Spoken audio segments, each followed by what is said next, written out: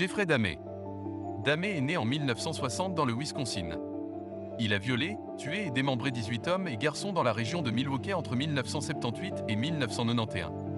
Il invitait les jeunes hommes, souvent trouvés dans des clubs gays, à son appartement où il les torturait pour tenter d'en faire des zombies. Daniel Camargo Barbosa. Barbosa est né en 1930 en Colombie. On estime qu'il a violé et tué plus de 150 jeunes filles en Colombie et en Équateur entre 1974 et 1986. Emprisonné en Colombie, il a réussi à s'échapper et à faire 71 autres victimes en Équateur.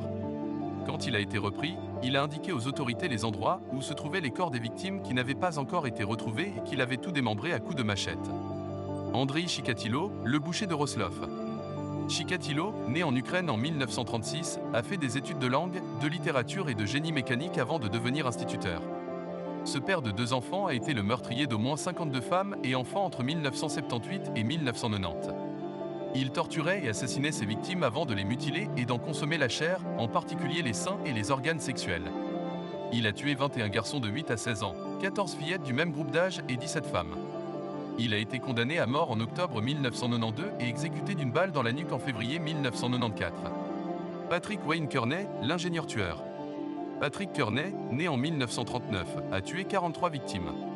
Son premier meurtre aurait eu lieu en 1965, alors qu'il avait 26 ans, mais c'est à partir de 1974 qu'il a commis tous les autres, presque un par mois. Kearney ramassait ses victimes, tous des homosexuels, sur le bord de l'autoroute ou dans des bars gays.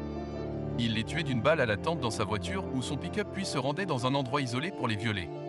Patrick Wayne Kearney était un ingénieur en électronique de Los Angeles qui ne ressemblait en rien au tueur en série typique, avec ses lunettes, sa petite taille et son aspect inoffensif.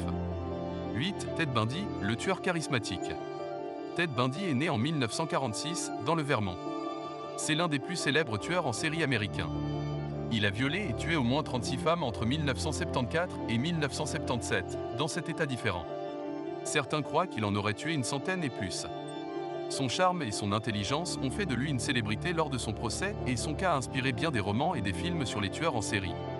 Cet étudiant en droit d'apparence soigné et sans dossier criminel a été arrêté une première fois en 1977, mais a réussi à 2 reprises à s'évader de façon spectaculaire.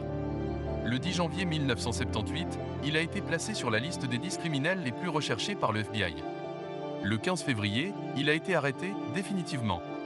Il a assuré lui-même sa défense et a été reconnu coupable de plusieurs meurtres et viols.